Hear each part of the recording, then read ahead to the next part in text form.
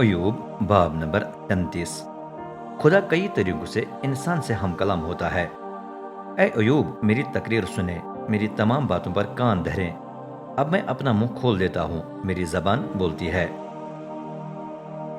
میرے الفاظ سیدھی راہ پر چلنے والے دل سے ابھر آتے ہیں۔ میرے ہونٹ دیانتداری سے وہ کچھ بیان کرتے ہیں جو میں جانتا ہوں۔ خدا کے روح نے مجھے بنایا، قادر مطلق کے دم نے مجھے زندگی بخشی۔ اگر آپ اس قابل ہوں تو مجھے جواب دیں اور اپنی باتیں ترتیب سے پیش کر کے میرا مقابلہ کریں۔ خدا کی نظر میں تو آپ کے برابر ہوں، مجھے بھی مٹی سے لے کر تشکیل دیا گیا ہے، چنانچہ مجھے آپ کے لیے دہشت کا باعث نہیں ہونا چاہیے، میری طرف سے آپ پر بھاری بوجھ نہیں آئے گا۔ آپ نے میرے سنتے ہی کہا، بلکہ آپ کے الفاظ ابھی تک میرے کانوں میں گونج رہے ہیں۔ میں پاک ہوں، مجھ سے جرم سرزد نہیں ہوا، میں بے گناہ ہوں، میرا کوئی قصور نہیں۔ تو بھی خدا مجھ سے جگڑنے کے مواقع ڈھونڈتا اور مجھے اپنا دشمن سمجھتا ہے۔ وہ میرے پاؤں کو کاٹ میں ڈال کر میری تمام راہوں کی پہرہ داری کرتا ہے۔ لیکن آپ کی یہ بات درست نہیں، کیونکہ خدا انسان سے اعلیٰ ہے۔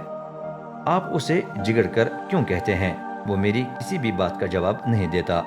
شاید انسان کو خدا نظر نہ آئے، لیکن وہ ضرور کبھی اس طریقے کبھی اس طریقے سے اس سے ہم کلام ہوتا ہے۔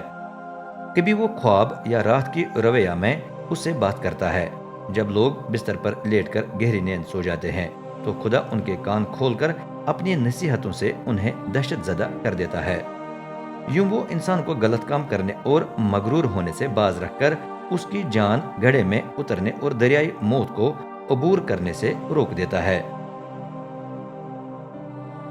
کبھی خدا انسان کی بستر پر درد کے ذریعے تربیت کرتا ہے، تب اس کی ہڈیوں میں لگاتار جنگ ہوتی ہے۔ اس کی جان کو خوراک سے گھن آتی، بلکہ اسے لذیذ ترین کھانے سے بھی نفرت ہوتی ہے۔ اس کا گوشت پوست سکڑ کر غائب ہو جاتا ہے، جبکہ جو ہڈیاں پہلے چھپی ہوئی تھیں وہ نمایاں طور پر نظر آتی ہیں۔ اس کی جان گڑھے کے قریب، اس کی زندگی ہلاک کرنے والوں کے نزدیک پہنچتی ہے۔ لیکن اگر کوئی فرشتہ ہزاروں میں سے کوئی ثالث اس کے پاس ہو جو انسان کو سیدھی راہ دکھائے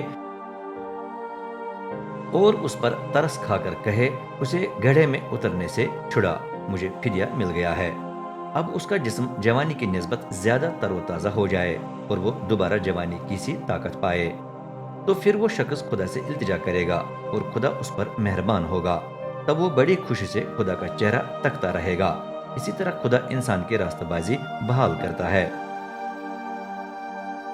ایسا شخص لوگوں کے سامنے گائے گا اور کہے گا، میں نے گناہ کر کے سیدھی راہ ٹیڑھی میڑھی کر دی اور مجھے کوئی فائدہ نہ ہوا، لیکن اس نے فدیہ دے کر میری جان کو موت کے گڑھے میں اترنے سے چھڑایا، اب میری زندگی نور سے لطف اندوز ہوگی۔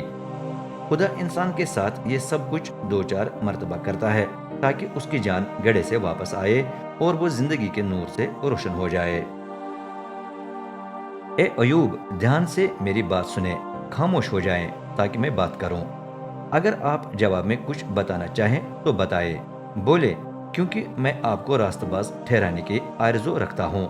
لیکن اگر آپ کچھ بیان نہیں کر سکتے تو میری سنیں، چپ رہیں تاکہ میں آپ کو حکمت کی تعلیم دوں۔